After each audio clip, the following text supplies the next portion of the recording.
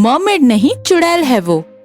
जैसा कि आपने पहले देखा कि मरमेड चुड़ैल अनंत को भी निगल चुकी थी और अब उस बात को काफी दिन बीत चुके थे। अनंत का एक छोटा भाई था जो कि अनंत को खोजते खोजते पागल हुए जा रहा था। वो रोज सुबह पुलिस स्टेशन पहुंचकर अपने लापता भाई की खबर लेता। आज भी वो हर रोज की तरह पुलिस स्टेशन पहुंच गया और उसने कहा, मैडम मेरे भाई का कुछ पता चला? तलाश जारी है, आप चिंता न करें, हम जल्द से जल्द आपके भाई को ढूंढ निकालेंगे। विक्रांत ये सुन के मायूस हो गया और घर जाकर सोचा, बहुत हो गया, अब 1 हफ्ते हो चुके हैं, ये पुलिस वाले नहीं पता कब तक मेरे भाई को ढूंढेंगे। अब मुझे ही कुछ करना पड़ेगा। फिर विक्रांत ने उसके भाई का पता लगाने के लिए उसके दोस्तों को कॉल करा। काफी लोगों से बात करने के बाद उसने रोहन को कॉल करा। हेलो भैया, मैं विक्रांत बोल रहा हूँ, अनंत का छोटा भाई। क्या आपको भैया ने कुछ कहा था कि वो कहीं जाने वाले हैं या नहीं, या फिर ऐसा कुछ भी? हाँ, अभी लगभग 1 हफ्ता पहली बात हुई है उससे।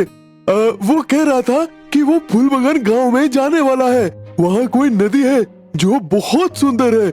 मैं तो शहर से बाहर था, वरना मैं भी चलता उसके साथ। इतना सुनते ही विक्रांत ने फोन काट दिया।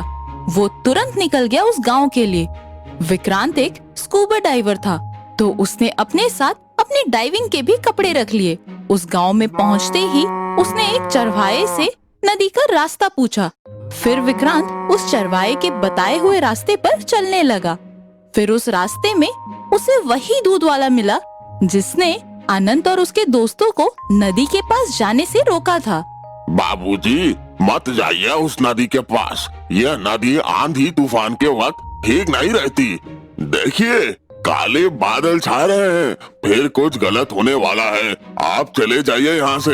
यहाँ 1 हफ्ते पहले आप ही की तरह कुछ लोग आए थे और फिर वो कभी नहीं दिखे। विक्रांत समझ गया कि वो दूध वाला उसी के भाई की बात कर रहा था। उसने उसे कोई जवाब नहीं दिया और आगे बढ़ता गया। नदी के पास जाकर रुक गया। तभी उसे उस पेड़ के पास वो फोन मिलता है जो कि पूरी तरह मिट्टी से सना हुआ था।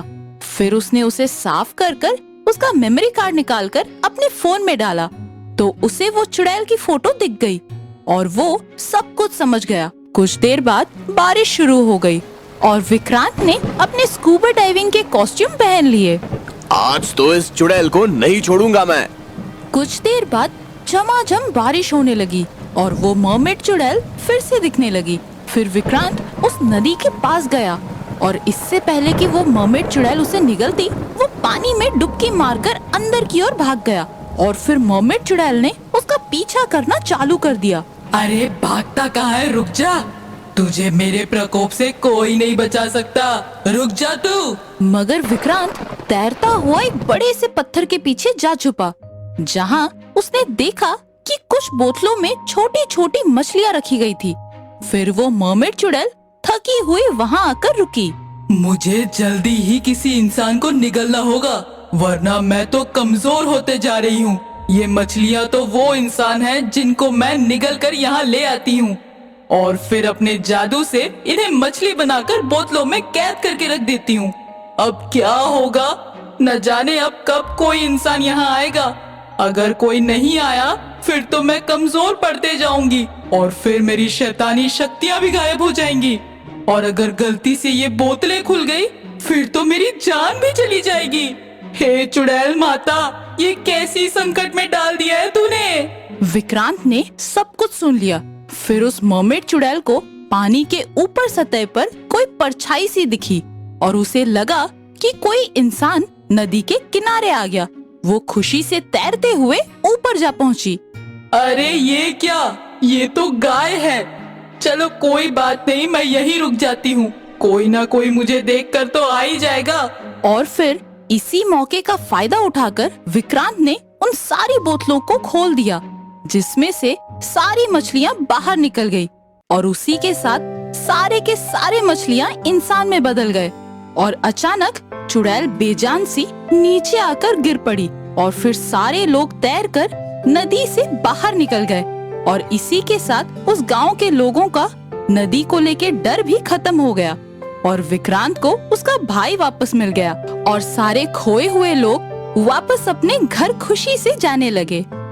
बर्फीली चुड़ैल। हिमालय की गोद में चंबा नाम का एक छोटा सा गांव था। गांव में चारों ओर सिर्फ बर्फ ही बर्फ दिखाई देती थी। उस गांव में कजरी नाम की एक गरीब लड़की रहती थी।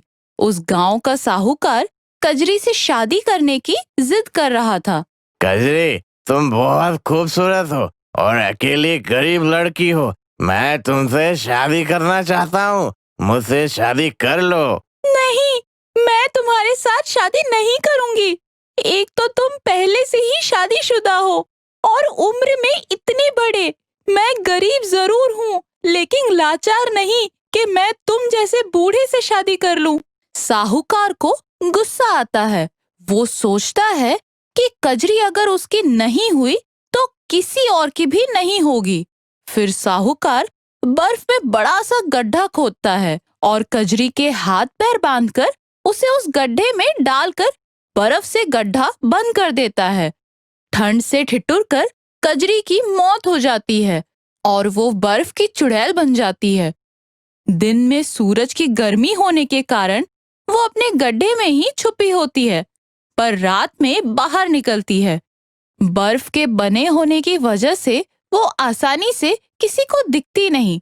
वो अपने बड़े नाखूनों से बर्फ में गड्ढा बनाकर रास्ते से आने जाने वाले लोगों को उस गड्ढे में डालकर मार डालती थी, जैसे उसकी मौत हुई थी। एक रात दो दोस्त उस रास्ते से जा रहे थे। अरे, इस रास्ते से जाना ठीक नहीं है। पता है ना, वो बर्फीली चुड़ैल इसी रास्ते पर गड्ढा बनाकर उस गड्ढे में लोगों को डाल देती है और उसके मौत का बदला लेती है।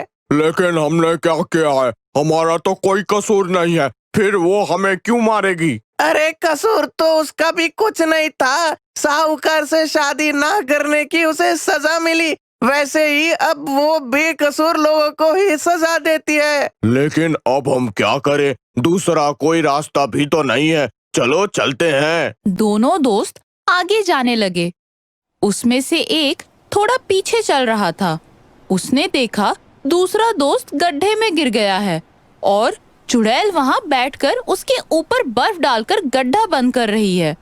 वो बहुत घबरा गया और पीछे मुड़कर भाग गया। फिर एक दिन बाजू के गांव में रहने वाले गुलाब कुमार की माँ बहुत बीमार होती है। गुलाब कुमार माँ से, माँ, मैं चंबा गांव जाकर वैद्य जी से तुम्हारे लिए दवाई लेकर आता हूँ। लेकिन तुम अभी जाओगे तो तुम्हें आते आते बहुत देर हो सकती है, और तुम्हें तो पता है ना उस बर्फीली चुड़ैल के बारे में। अगर उसने तुम्हें कुछ कर दिया तो? नहीं माँ, मैं रात होने से पहले लौट जाऊंगा। गुलाब कुमार चंबा गांव आता है, लेकिन वैद्य जी घर में ना होने के कारण उसे इंतजार करना पड़ता है और वैद्य जी घर आते हैं। तब तक रात हो जाती है। वैद्य जी गुलाब कुमार को दवाई देकर कहते हैं, बेटा, अभी रात हो चुकी है। तुम्हारा अभी उस रास्ते से जाना ठीक नहीं है। तुम आज रात यहीं रुक जाओ, कल सुबह चले जाना। नहीं वैद्य जी, मैं नहीं रुक सकता। मेरी बीमार माँ मेरा इंतजार कर रही होगी। मुझे जाना ही पड़ेगा। लेकिन वो चुड़ैल तुम्हें मार डालेगी। मुझे कुछ नहीं होगा। आप सिर्फ मुझे एक लाठी और एक बड़ी जलती मशाल देना। मैं उस चुड़ैल का बंदोबस्त करता हूँ ताकि आज के बाद वो किसी को ना मारे। ठीक है बेटा, लेकिन तुम अपना ख्याल रखना। फिर गुलाब कुमार एक हाथ में लाठी और दूसरे हाथ में जलती मशाल लिए निकलता है।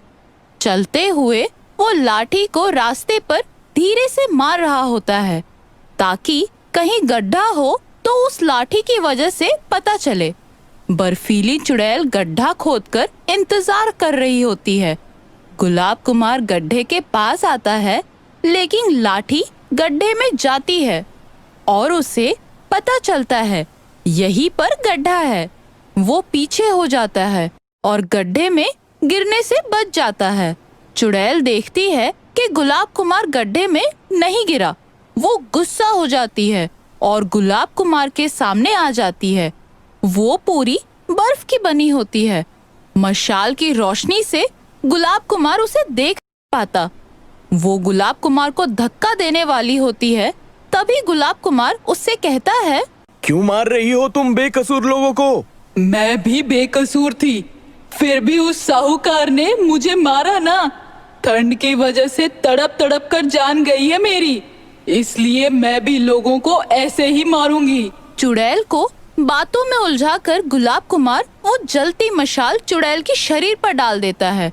मशाल के गर्मी के कारण चुड़ैल का शरीर पिघलने लगता है और थोड़ी देर में चुड़ैल पूरी तरह पिघल जाती है और गुलाब कुमार सुरक्षित अपने घर पहुंच जाता है।